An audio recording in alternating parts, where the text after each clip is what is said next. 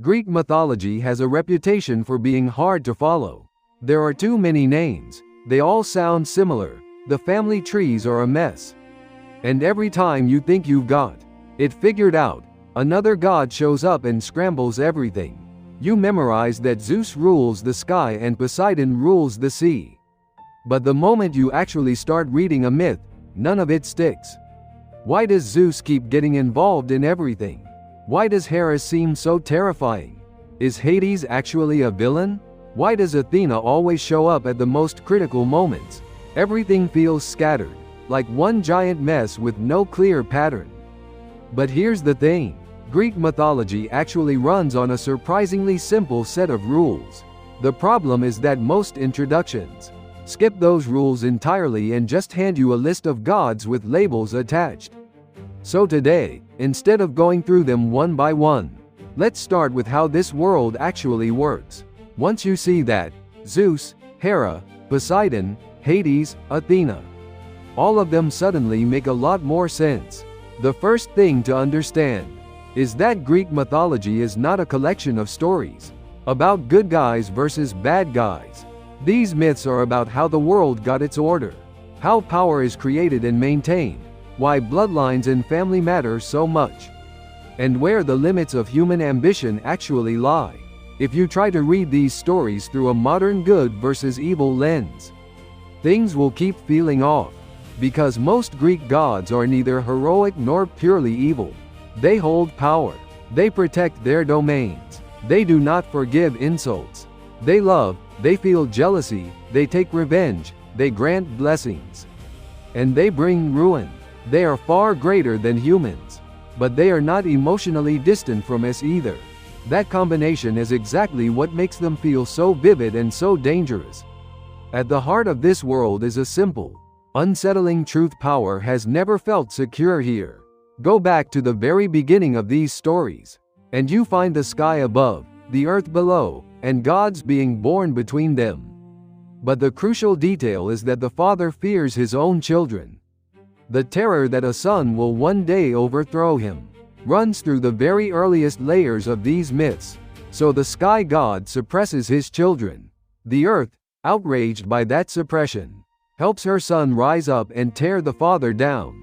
And then, remarkably, the story does not end there.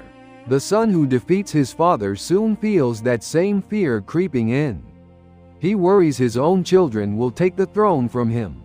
So he swallows them. He suppresses them too. The cycle of violence repeats itself. And then the generation of Zeus arrives, and finally breaks that chain of inherited terror.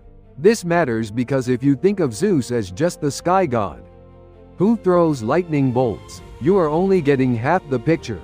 Zeus is not simply the strongest god in the room. He is the one who ended a long cycle of violent overthrows and built something resembling a stable order. The details vary across different versions of the myths, but the core pattern is consistent. Zeus gained power through force, but he did not try to hold onto it through force alone.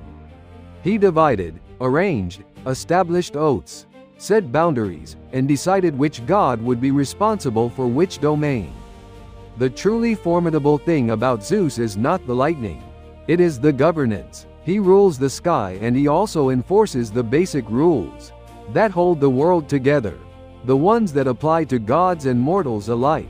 Miss that, and you will never quite understand why Zeus keeps appearing at the center of so many stories. Looking at Zeus and his brothers becomes a lot easier once you apply the same logic. Most people memorize it as sky equals Zeus, sea equals Poseidon, underworld equals Hades. That is correct, but the real differences between them are not about territory. They are about personality and purpose. Zeus leans toward governance and coordination. In a world where everyone wants to act on their own impulses, he is the one holding the center together. Poseidon is raw, forceful, and quick to react. His pride runs deep. Think about the sea itself. It can look calm and then flip without warning. It resists being controlled. One moment of carelessness and it swallows you whole. Poseidon carries that same unpredictable, overwhelming presence. He is not a king, but he is absolutely not the type to bow easily. He is a peer of Zeus, strong enough to push back, and when he is angry. He is the kind of god who can shake a city to its foundations. Hades is different again. Modern stories keep casting him as a villain from the underworld. But in the original myths, Hades is not evil. He is frightening, yes, but that fear does not come from cruelty. It comes from inevitability. He guards the realm of the dead and makes it nearly impossible to cross back. Cold, firm, rarely moved once he has decided something. Think of Hades less as a villain and more as the force that manages endings. And then there is Hera, who gets misread more than almost anyone. She is constantly reduced to a jealous wife. Her anger is real, and yes, she can be brutal toward Zeus's lovers and their children. But if that is all you see, you are missing the other half of her entirely. Hera is not just a furious spouse. She is a queen. She represents marriage, legitimacy, and the dignity of royal authority. Zeus may have seized the throne, but Hera is the one who gives that throne its shape and its weight. Power is not just about who is strongest. It also has to be recognized and respected. Hera stands for that recognition, that structure. So when she is angry, it is personal, yes, but it is also the anger of someone who sees order itself being disrespected. Read her only as a bitter character, and you cannot explain why she endures so long, why she carries such gravity, why she is so difficult to push aside. Athena works in a completely different way. Many people hear she is a goddess of war, and assume she and Ares are basically the same. They are not. Where Ares calls to mind, blood and fury and blind charging forward, Athena is about calculation, judgment, protecting the city, and winning the right battle at the right moment. In the right way. That is why she so often stands beside human heroes. She is not just lending them strength. She is showing them how to think, when to hold back, and when to strike. Odysseus is the clearest example. He does not survive on brute force. He deceives, endures, takes the long way around, waits for the right moment, and talks his way out of impossible situations. Athena is the perfect patron for exactly that kind of mind. Whenever you read Greek mythology and find yourself wondering who the most reliable presence is, the most clear-headed, the one most likely to produce a real outcome, it is almost always Athena, because she is not a god of rage that breaks order. She is a god of wisdom and skill that holds it together. Ares, by contrast, is oddly famous, but rarely respected within the myths themselves. You would expect the god of war to be formidable and admired. But Greek stories often show him causing problems, rushing in without thinking, and walking away wounded. This is not because the Greeks did not understand war. It might actually be because they understood it too well. The genuinely terrifying thing about war is not just raw power. It is uncontrolled violence, the intoxication of the fight, the inability to stop and think about consequences. Ares represents that dangerous side, which is why he can seem impressive and yet be impossible to fully trust. Apollo is one of the more complex gods because he holds so many things at once. Light, music, prophecy, order, disease, and healing all connect to him. He can look almost too beautiful and refined, but there is a sharp edge underneath. He can bring sudden devastation, like an arrow you never see coming. He can also reveal a truth that no one wanted to hear. What makes Apollo unsettling is that he does not operate through confusion or emotion. He works through clarity. He exposes what is hidden. He forces things into the light that people would rather keep blurry. His twin, Artemis, carries a different kind of authority, a wildness and a fierce self-sufficiency. She represents spaces that humans should not enter uninvited. The stories where she appears tend to be about what happens when someone crosses a line they should not have crossed. She is not a god you grow close to. She is a god you approach with caution. Demeter is a good way to understand how grounded Greek mythology actually is. She governs grain, harvest, and survival. So her grief is not a private family matter. When she suffers, the earth goes dry and people go hungry. The emotional states of the gods translate directly into the condition of the world. That is why the story of Demeter and her daughter is not just a tale of loss between a mother and child. It is about the seasons, about survival, about the rhythm of loss and return that shapes every human life. We need food to live. Fields need the right season to grow. Life always moves between grief and recovery. Demeter is the god who makes that visible most directly. Aphrodite tends to get misread in the opposite direction from Hera. People expect softness and romance, but in Greek mythology, love is never a safe force. Love drives people to act. It consumes their thinking. It breaks promises and starts wars. Aphrodite is not a god of gentle romance. She is closer to the overwhelming pull of desire itself, the kind that no one refuses easily. She is beautiful and she is also deeply destabilizing. The moment someone falls under her influence, kingdoms shake, oaths break, and even the most rational people can fall apart. Think of the Trojan War. That is exactly how much force she represents. Aphrodite is not softness. She is the face of desire that moves the world. Hermes makes Greek mythology genuinely fun. He crosses boundaries. He is the messenger of the gods and also the patron of thieves. He is connected to roads, clever speech, trade, and the quickness needed to move between worlds. The reason Hermes matters is that even the most solid order needs movement and exchange. Someone has to travel between the realm of the gods and the world of mortals. Someone has to carry messages. Someone has to find a way through when the road looks blocked. Hermes represents that flexibility and sharpness of mind. His stories suggest that the Greeks valued not just honesty, but the kind of quick thinking that keeps you alive, the judgment to read a situation and move fast. Dionysus might be the most surprising god for newcomers. Wine and celebration sounds lighthearted, but he is far deeper and more dangerous than that suggests. Dionysus represents the moment when everything a person has been holding down finally breaks through. The social mask, the rules, the careful self-control, all of it cracks open into something wilder. He is a god of joy and a god of terror at the same time. His presence says something important: pure order is not enough for human beings to survive on, and trying to control everything will only produce a bigger explosion eventually. If you take Dionysus seriously, you start to realize how far Greek mythology reaches into human psychology. Hephaestus is a god you remember by his hands, not his strength. He is the god of fire and the forge. But what defines him even more is that he is the maker.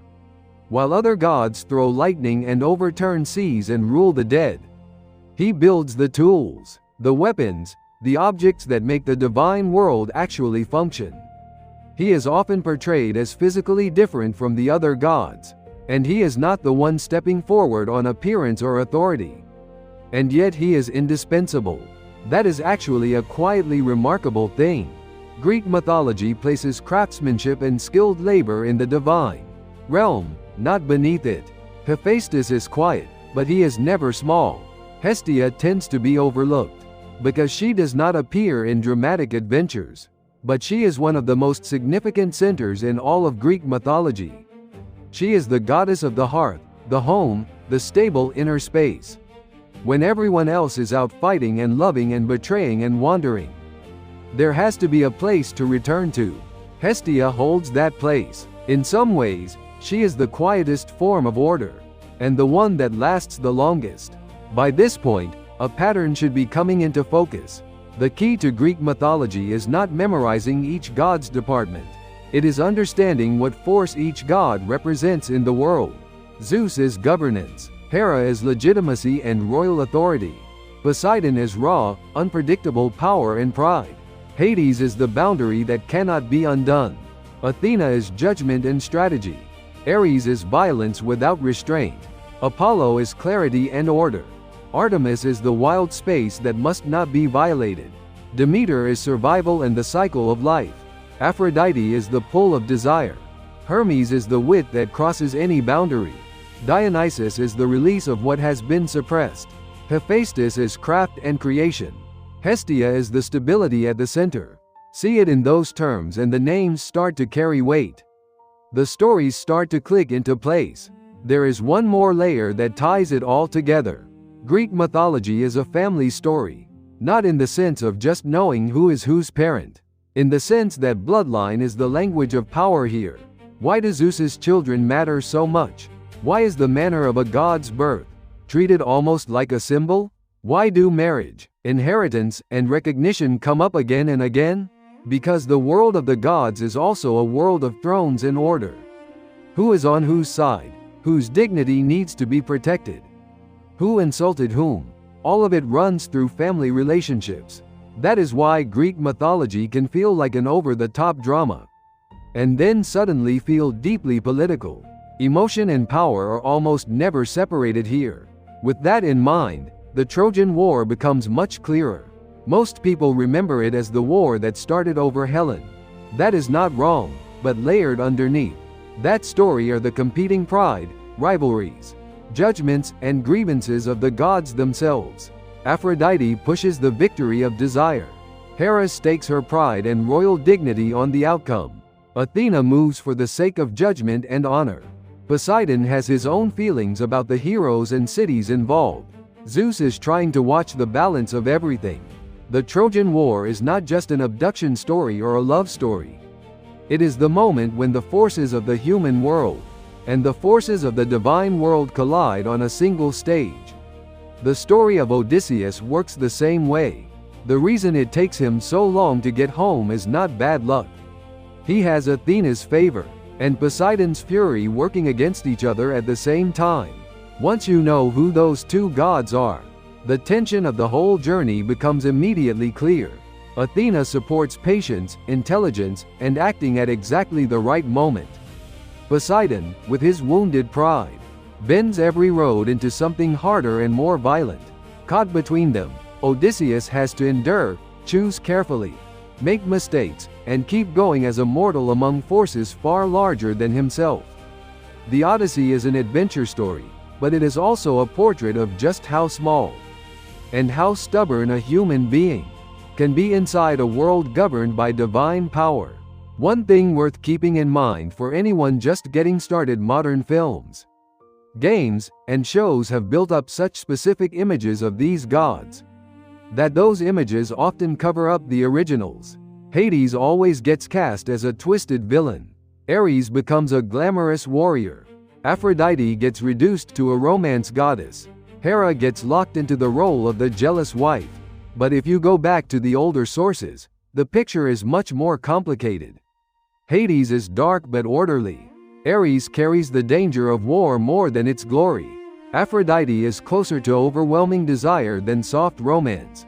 Hera holds both personal feeling and the full authority of a queen. Whenever you notice a familiar image of a Greek god, it is worth peeling it back a layer. The original version usually carries much more weight. It also helps to stop putting these gods on trial by modern standards. There are scenes in Greek mythology that feel deeply uncomfortable today. The gods can be capricious. The punishments are often disproportionate. Mortals are sometimes sacrificed for reasons that seem unfair. But that tension is not a flaw in the stories. It is one of the points they are making. The world is not always just.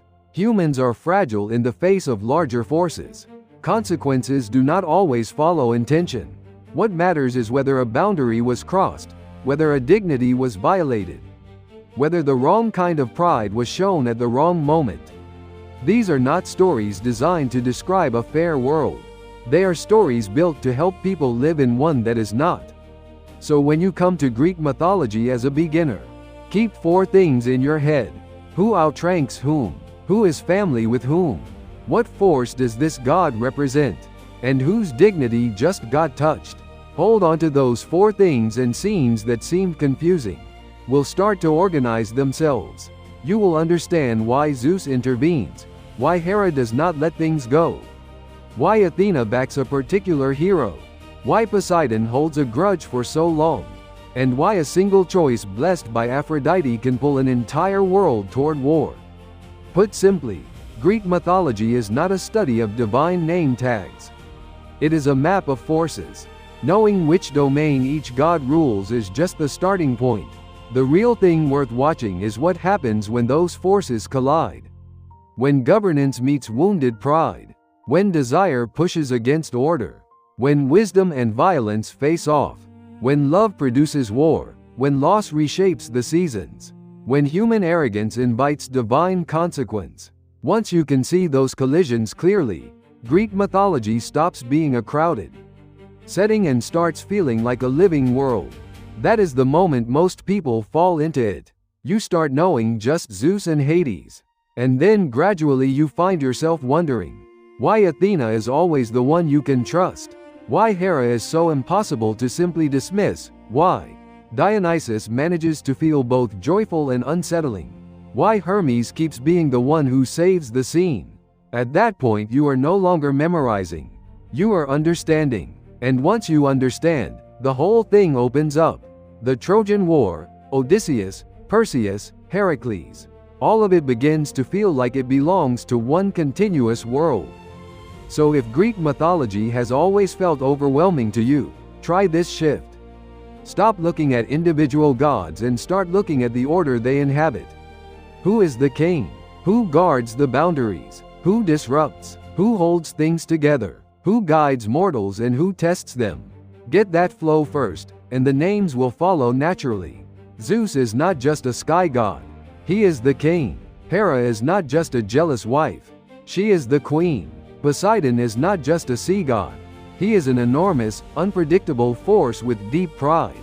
Hades is not just a god of darkness. He is the keeper of the final boundary.